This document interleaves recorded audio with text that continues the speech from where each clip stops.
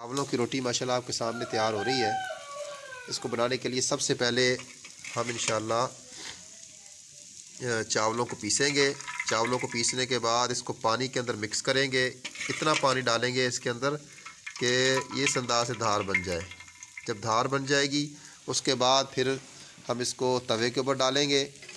यानी इसी तरह ये जैसे जिसको पंजाबी में कहते हैं कड़छी, इस तरह इसको ना गोल गोल करके इसके ऊपर हम डालेंगे तवे के ऊपर।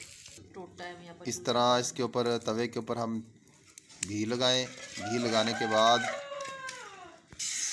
इस अंदाज से तवे के ऊपर हम इसको फैलाते चले जाएं, ऐसे गोल गोल। माशाल्लाह ऐसे इसको ऊपर माशाल्लाह पकने के बाद अगर घी की कमी महसूस हो तो घी लगाएं।